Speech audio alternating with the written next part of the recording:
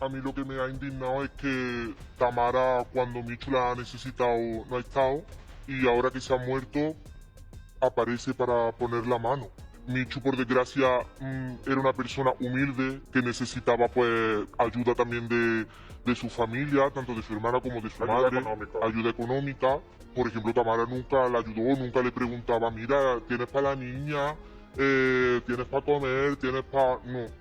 Tamara le tiene una envidia a Michu. Ella quería ser famosa a toda costa. De hecho, cuando ya Michu empezó su relación con José Fernando y demás, ella lleva intentando venir a la tele desde el minuto cero. ¿Tamara ha intentado tener algo con José Fernando?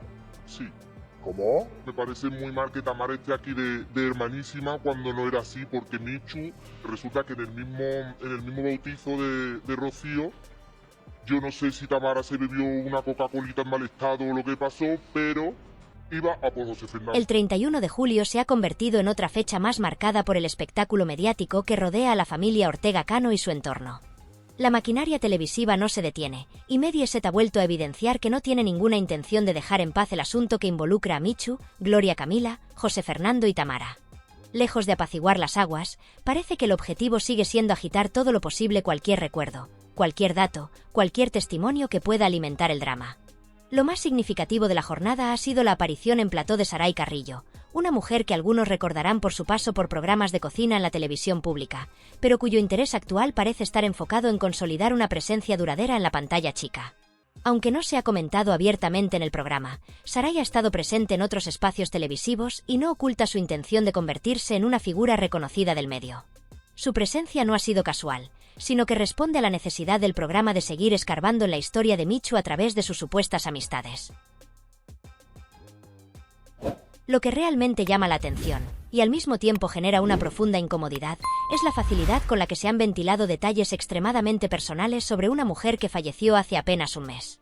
Saray ha compartido, sin pestañear, conversaciones que asegura haber tenido con Michu, incluyendo audios privados que, aunque no han sido reproducidos al aire, se han descrito con suficiente detalle como para entender el contenido emocional que portaban. Es legítimo preguntarse hasta qué punto es ético utilizar la memoria de alguien que ya no puede defenderse para alimentar una narrativa mediática que no deja de crecer. Más aún cuando se ha cuestionado incluso si Saray era realmente una amiga íntima de Michu o si ese vínculo ha sido exagerado para justificar su presencia ante las cámaras. En el rótulo de la entrevista se leía mejor amiga de Michu, pero con signos de interrogación, lo que ya de por sí refleja la ambigüedad con la que se maneja toda esta historia. Mientras tanto, la figura de Tamara parece haberse desdibujado. Su presencia en los programas se ha reducido considerablemente, probablemente por el rechazo que genera incluso entre los propios presentadores. No son pocos los que opinan que su intervención perjudica más que beneficia al formato, generando una sensación de vergüenza ajena que ya es difícil de maquillar. Sin embargo, la sombra de su figura sigue planeando sobre todos los testimonios. Saray, por ejemplo, no ha dudado en acusarla directamente de haber intentado tener un acercamiento con José Fernando en el pasado. Esta afirmación no ha sido lanzada al aire sin contexto, sino que ha sido presentada como una supuesta confesión que Michu le habría hecho en confianza. Y aunque no se ha aportado ninguna prueba más allá del relato verbal de Saray, el daño mediático ya está hecho. Las palabras vuelan y los rumores se asientan con la fuerza de los hechos.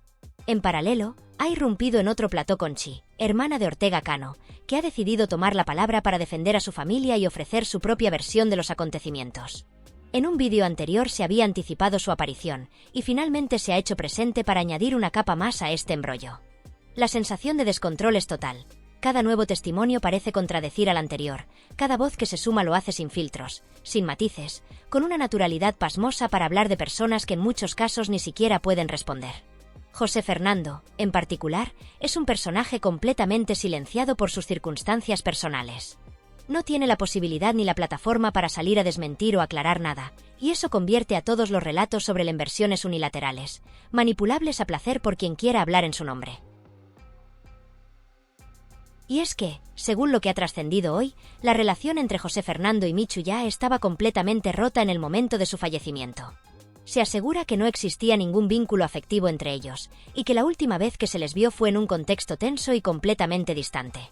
Me informan de que, en una de las últimas ocasiones en que coincidieron, estuvieron presentes 3 personas del entorno más cercano de José Fernando: su padre, él mismo y un amigo. Ninguno de ellos habría facilitado un acercamiento por parte de Tamara, lo que desmiente categóricamente cualquier insinuación de intento romántico o emocional por parte de ella hacia José. Sarai, sin embargo, insiste en su relato. Según ella, Michu le habló de una conversación que mantuvo con José Fernando en la que él manifestaba su deseo de reunir a la familia, de reparar vínculos. Michu, por su parte, parecía haber perdido la esperanza. En uno de los audios privados que no se han emitido por respeto, pero que Sarai ha descrito en detalle, Michu expresa su frustración por el trato que recibe su hija por parte de la familia Ortega. Se sentía marginada, como si su niña fuera relegada a un segundo plano. Decía que todo lo que José Fernando hacía o decía estaba condicionado por la influencia de Gloria, y que ya no le quedaban fuerzas para seguir insistiendo. Era, en palabras de Sarai, una mujer completamente rendida ante la realidad que le tocó vivir. La reacción de Tamara no se ha hecho esperar.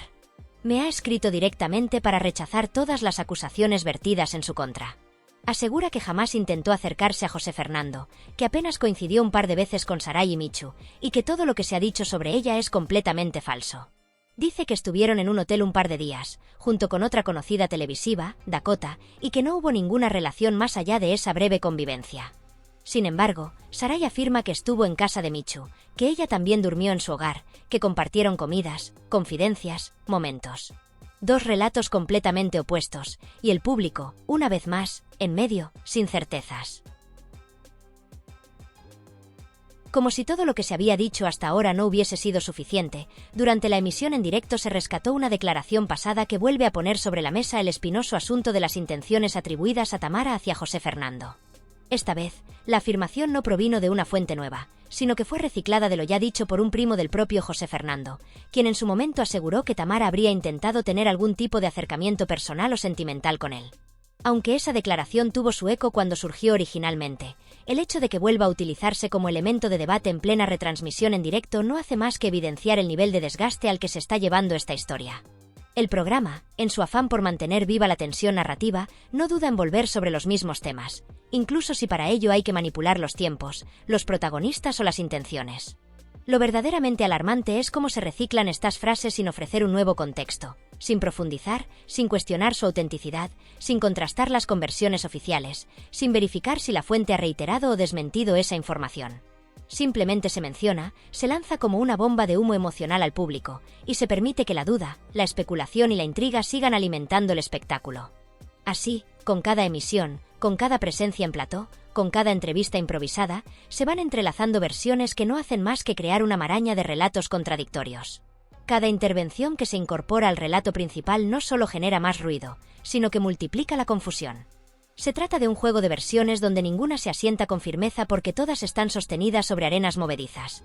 Se contradicen, se complementan, se erosionan unas a otras, y sin embargo, logran convivir sin que nadie se detenga a cuestionar la lógica de sus contradicciones. Lo que se afirmó ayer se matiza hoy, lo que se niega en un plató reaparece en otro como si nunca hubiera sido desmentido. Las voces se solapan, las versiones se deforman, y todo queda en una nube densa de medias verdades, insinuaciones y rumores no verificados. En este contexto, el espectador queda atrapado en una narrativa caótica, sin puntos de referencia fiables, obligado a consumir una información adulterada por la necesidad de espectáculo más que por el deseo de verdad. Y lo más inquietante de todo es que la precisión de lo que se dice ha dejado de importar. La fidelidad a los hechos ya no es un valor ni una prioridad. Lo que cuenta, lo que verdaderamente interesa al engranaje televisivo, es que haya emoción, que haya conflicto, que haya escándalo, que la audiencia se enganche, aunque para ello haya que convertir la vida, y la muerte, de una persona en un guión sin filtros. Ante esta dinámica, resulta inevitable hacerse una pregunta profundamente incómoda pero necesaria. ¿Qué clase de vínculos tenía Michu con la gente que hoy habla en su nombre, que se presenta como su amiga íntima, que asegura haber estado a su lado en sus momentos más frágiles y que ahora, con una frialdad que estremece, relata esas confidencias personales ante millones de personas? Porque lo que está sucediendo desde su fallecimiento deja un sabor amargo y revela con una claridad dolorosa que gran parte de su entorno no ha tenido ningún reparo en utilizar su recuerdo para construir discursos que solo buscan visibilidad, notoriedad o, peor aún, algún tipo de compensación económica. Michu ya no está para confirmar ni desmentir nada, y es precisamente esa ausencia la que ha abierto la veda para que cualquier persona, con mayor o menor grado de cercanía real, pueda presentarse como portavoz de sus emociones, sus pensamientos o sus intenciones. Su figura ha sido disuelta, troceada y reconstruida según las necesidades del momento, del programa, del segmento. Se ha convertido en un personaje más del universo televisivo. Ya no es Michu la persona, la madre, la mujer. Ahora es Michu el relato, Michu el titular, Michu el pretexto perfecto para rellenar minutos de emisión. El respeto, en este proceso, ha sido completamente desplazado por el morbo. Se ha producido una transformación tan sutil como cruel. Donde antes podría haber existido compasión o duelo, ahora hay un apetito insaciable por la controversia. Ya no se trata de entender qué ocurrió, de aportar claridad, de honrar la memoria de alguien que falleció en circunstancias delicadas, sino de aprovechar cualquier resquicio, cualquier frase suelta, cualquier anécdota para construir un nuevo bloque de contenido que mantenga a la audiencia pegada a la pantalla. Se sacan audios, se evocan mensajes, se narran supuestas confesiones que nadie puede confirmar, y todo eso se hace bajo la apariencia de un ejercicio informativo que no lo es. Se ha perdido cualquier atisbo de pudor. Lo íntimo se convierte en público sin contemplaciones. La frontera entre lo personal y lo televisivo ha desaparecido, y Michu se ha transformado, sin poder evitarlo, en un producto. Un producto que se consume, se comenta, se explota y cuando ya no dé más de sí, se desechará para dar paso al siguiente escándalo. Y en medio de este despropósito, hay una figura que ha quedado particularmente expuesta, señalada, colocada en el centro de la diana mediática de forma sistemática y, en muchos casos, injustificada: Gloria Camila. Resulta evidente, casi descarado, que se ha convertido en la pieza sobre la que recae la mayor presión narrativa del programa. Su padre, Ortega Cano, por motivos evidentes de edad y desgaste físico, ha quedado al margen de los ataques más directos. José Fernando, en su situación actual, tampoco puede responder a nada de lo que se dice sobre él. No tiene las herramientas emocionales ni jurídicas ni mediáticas para hacerlo. Eso deja a Gloria como la única figura que puede asumir un rol activo, una voz que, aunque limitada por el respeto o el miedo a represalias legales, aún puede defenderse. Y precisamente por eso es la más atacada. Porque es la que queda. Porque puede hablar. Porque tiene rostro, presencia y nombre. La estrategia es clara. Si hay que enfocar la tensión hacia alguien, que sea hacia ella. Si hay que personalizar el conflicto, que sea en Gloria. Cada testimonio que se emite parece pensado para desgastar su imagen, para sembrar la duda, para debilitarla moral y públicamente. No se trata ya de su relación con Michu, ni de sus decisiones familiares, ni siquiera de su papel en los últimos meses de vida de su hermano o de Michu. Se trata de mancharla. De convertirla en antagonista de una historia que, probablemente, ni siquiera le pertenece. Y mientras todo esto ocurre, mientras se llena la escaleta con este relato fragmentado y sensacionalista, quienes participan activamente en su construcción parecen ignorar, o tal vez simplemente no les importa, que detrás de cada palabra, detrás de cada insinuación, hay consecuencias reales. Consecuencias que afectan no solo la reputación pública de Gloria, sino también su equilibrio emocional, sus relaciones personales, su vida fuera de los focos. Lo que para los programas es un contenido más, para ella es una carga diaria, una presión que no cesa, una exposición que no eligió y de la que no puede escapar. Y lo más doloroso de todo es que quienes más sufren estas dinámicas son, paradójicamente, quienes menos se benefician de ellas. Porque mientras algunos llenan sus bolsillos con exclusivas, testimonios comprados y declaraciones teatrales, otros se quedan con el peso del daño emocional, familiar y jurídico que estas emisiones provocan. Mediaset, por supuesto, lo sabe. No hay ingenuidad en esto. Conoce perfectamente los mecanismos que está activando. Sabe que este tipo de relatos generan atención, retención de audiencia, interacción en redes sociales, clips virales. Sabe que este es el contenido que funciona. Lo llevan haciendo durante años, perfeccionando la fórmula hasta convertir el dolor ajeno en una estructura rentable.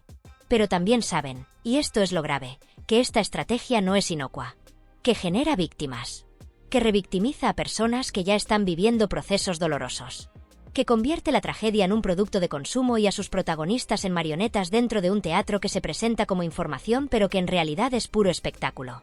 Y aún sabiendo todo esto, continúan.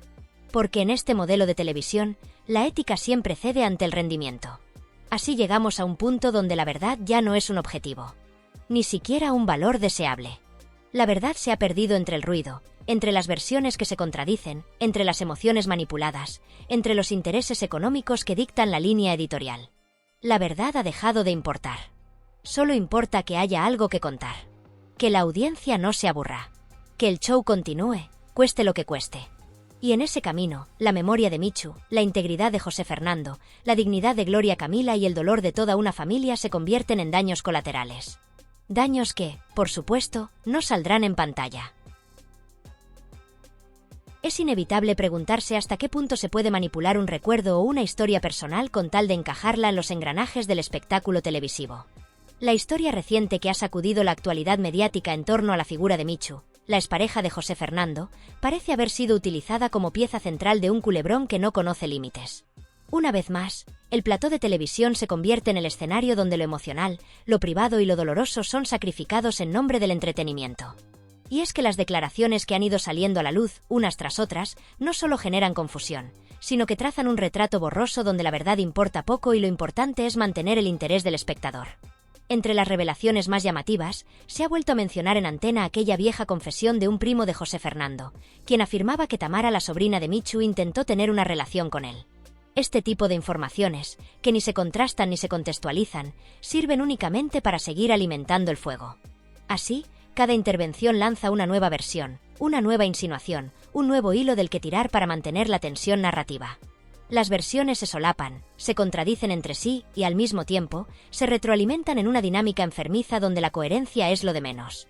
Lo relevante, lo que mantiene vivo al monstruo del Sare, es que haya polémica, conflicto, emoción artificial. La autenticidad no tiene cabida, lo que interesa es que el público no mire hacia otro lado.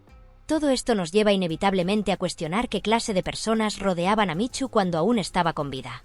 Porque lo que está claro es que, una vez fallecida, ha sido su propio entorno quien no ha dudado en utilizar su memoria para lanzarse al primer micrófono que se les pone por delante. Lejos de preservar su intimidad, la han ofrecido en bandeja como carnaza a los programas. Han convertido su muerte en una excusa perfecta para ganar minutos de cámara, platós, titulares, visibilidad. El respeto ha sido sustituido por el morbo, y la comprensión por la rentabilidad mediática. No interesa esclarecer lo que ocurrió ni honrar su recuerdo, sino convertir cada dato, cada anécdota, en un titular que dé juego durante días. En medio de este caos informativo, hay una figura que ha terminado por cargar con la mayor parte del peso emocional, mediático y social de todo este despropósito: Gloria Camila. No hay duda de que se ha convertido en el objetivo principal del programa. Ortega Cano, por su edad y su delicado estado, ya no es un blanco útil. José Fernando, completamente incapacitado y vulnerable, tampoco puede defenderse. Solo queda ella, una mujer que ha tenido que cargar con responsabilidades que no le correspondían, siendo atacada constantemente desde distintos frentes. Cada palabra dicha en el programa parece dirigida, directa o indirectamente, a minar su imagen, a cuestionar su papel como hermana, como hija, como mujer pública. Y mientras todo esto sucede, mientras los programas llenan minutos y los tertulianos elevan el tono, nadie parece preocuparse por el daño psicológico, emocional y familiar que este tipo de contenidos pueden causar. Es más que evidente que Mediaset sabe perfectamente lo que está haciendo. No son ingenuos ni están improvisando.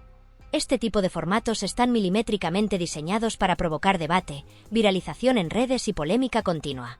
El escándalo vende. La indignación se consume como entretenimiento. Pero, a pesar de los años que llevamos viendo este tipo de televisión, uno no puede evitar estremecerse ante la normalidad con la que se cruzan ciertos límites. Se utiliza la enfermedad, la muerte, las relaciones familiares rotas, como recursos dramáticos. Se opina sin pudor sobre personas fallecidas o en situación de vulnerabilidad, como si no importara el coste humano de cada palabra. Lo de menos es si lo que se cuenta es cierto o falso, lo importante es que genere ruido. En esta narrativa desquiciada, donde todo vale, lo que más duele es constatar que la verdad ha dejado de importar por completo. Y no deja de ser sintomático lo ocurrido en una de las últimas emisiones, cuando la presentadora interrumpió sin contemplaciones a Saray Carrillo, una mujer que asegura haber sido íntima de Michu justo cuando empezaba a hablar sobre la actitud de Gloria. Saray intentaba explicar que Michu siempre había estado profundamente enamorada de José Fernando y que, según ella, Gloria habría puesto todo tipo de trabas para impedir esa relación, incluso después de la muerte. Pero el directo manda, y cuando una figura como Gloria decide tomar medidas legales y advertir que no va a tolerar más difamaciones, las cadenas reculan. No porque respeten a la persona, sino porque saben que hay una línea legal que no pueden traspasar. El problema es que esa línea se cruza constantemente, solo que se detienen cuando el afectado planta cara de verdad. Resulta profundamente desconcertante observar cómo, en medio de una tragedia personal y familiar de tal magnitud, aparecen de pronto figuras que hasta hace escasas semanas eran completamente ajenas al conocimiento público, como es el caso de Saray. Una joven que, hasta entonces, apenas había tenido protagonismo más allá de su breve paso por algunos espacios televisivos sin demasiada trascendencia, y que ahora irrumpe con fuerza en el epicentro del drama que rodea la memoria de Michu. Su repentina cercanía con la fallecida ha sido, cuanto menos, sorpresiva. Nadie la había mencionado antes, no existen registros fotográficos que evidencien un vínculo estrecho entre ambas, ni testimonios previos que confirmasen esa supuesta relación entrañable que ahora ella proclama con tanta soltura. Y sin embargo, ahí está, sentada en un plató, relatando experiencias íntimas, erigiéndose como voz autorizada de una amistad que, según todos los indicios, nunca fue tal. Pero claro, esto no va de verdad, ni de memoria, ni mucho menos de justicia emocional. Va de llenar minutos de televisión. Va de alimentar un engranaje mediático que necesita constantemente rostros nuevos, narrativas frescas, giros argumentales que mantengan a la audiencia pegada a la pantalla. En ese sentido, Sarai representa la figura ideal, joven, con cierta experiencia frente a cámaras, y dispuesta a sumergirse en un relato que, aunque dudoso, cumple con todos los requisitos para volverse rentable. Lo que para algunos es una pérdida irreparable, para otros se convierte en la plataforma perfecta. Sarai, que ya probó suerte en concursos como MasterChef, ha encontrado en este suceso la puerta definitiva hacia el universo de Mediaset. Su salto a Telecinco no es una casualidad. Es parte de un guión que, aunque no se escribe en papel, está cuidadosamente diseñado. Mientras tanto, en paralelo, se siguen lanzando dardos disfrazados de opinión que van dirigidos hacia quienes han estado desde el principio lidiando con el peso real de esta historia. Se cuestiona, por ejemplo, si Gloria cuida adecuadamente de su hermano José Fernando. Se llega a comentar, sin pudor, que él viste ropa sucia, como si eso fuese un dato relevante o digno de ser emitido en horario de máxima audiencia. Son afirmaciones que no aportan nada al entendimiento del conflicto, pero que sí generan impacto. Que escandalizan. Que sirven para mantener viva la polémica. Y en medio de esa lluvia ácida de titulares, Gloria permanece en silencio. No entra en guerras. No se defiende. No busca protagonismo. Se dedica, simplemente, a lo que muchos otros no han hecho nunca, a estar presente. Porque sí, ella sigue ahí. Ha optado por no huir, por no esconderse, por no mirar hacia otro lado. Ha acompañado a su padre en momentos complicados, ha estado pendiente de su hermana pequeña, ha cuidado de José Fernando en la medida de lo posible, y ha hecho de intermediaria para que su sobrino mantenga el vínculo con la familia. Está, sin quererlo, asumiendo un rol que no le corresponde por obligación, pero que ha abrazado por sentido de responsabilidad. Y todo eso, claro, no se cuenta. No interesa. No genera clics. No entra dentro del relato que ciertos programas necesitan construir. Más allá, incluso Ortega Cano ha sido blanco de críticas injustificadas. Se le señala por no ejercer adecuadamente su papel de abuelo, cuando las personas que lo conocen de cerca afirman justo lo contrario, que se desvive cada vez que tiene la oportunidad de estar con su nieta, que se emociona, que se implica. Pero esa parte de la historia no vende. No encaja en el retrato de figura ausente que se quiere proyectar. Y es que la lógica televisiva funciona así. Hay que identificar culpables, encontrar al villano de la semana, alguien que cargue con las culpas de todo lo que no se comprende. Y da igual si es justo o no. Lo único que importa es que el relato avance, que la audiencia no pierda el interés. Lamentablemente, lo que está ocurriendo es un síntoma más de cómo el dolor ajeno se ha convertido en combustible para el entretenimiento. Esta historia ya no trata de Michu. No se busca entender su vida ni rendir homenaje a su memoria. Se ha transformado en un escaparate para que otros ganen visibilidad, para que ciertos perfiles consigan hueco en televisión, para que los programas alimenten su contenido con conflictos ajenos. Es una cadena de aprovechamientos, donde lo emocional se convierte en espectáculo, y donde la verdad deja de importar porque lo único que interesa es prolongar la narrativa. Nos prometieron respeto. Aseguraron que no seguirían explotando el caso. Juraron que se detendrían. Pero la realidad desmiente cada palabra. Cada día se suman nuevas voces, cada una con su versión, cada una con su minuto de gloria. La historia se estira como un chicle, se deforma, se rellena con conjeturas, se nutre de insinuaciones. Y así se diluye lo esencial. Se olvida lo humano. Se ignora el dolor verdadero. Lo que queda, al final, es un espectáculo frío, una farsa que utiliza las emociones como decorado y que convierte el sufrimiento en contenido de consumo inmediato. Y quizá lo más preocupante de todo no sea lo que hacen los medios, sino lo que hacemos nosotros como espectadores. Porque esta maquinaria solo se mantiene viva si hay quien la alimente con su atención. Cada clic, Cada minuto de visionado, cada comentario en redes, es un empujón más para que la rueda siga girando. Es fácil culpar a los programas, pero la responsabilidad está también en quienes siguen sintonizando, en quienes permiten que estas narrativas tengan espacio. Porque mientras haya público, habrá producto. Y mientras el producto funcione, siempre habrá alguien dispuesto a venderlo, aunque eso implique arrastrar nombres, historias y sentimientos por el fango. Así que aquí estamos. En un bucle que parece no tener fin. Con más personajes entrando en escena, con más versiones contradictorias, con más ruido y menos verdad. Y lo que comenzó como una tragedia íntima se ha convertido en un teatro permanente. El próximo capítulo ya está en producción. Y aunque algunos pidan que se acabe, hay demasiados intereses en juego como para permitir que se cierre el telón.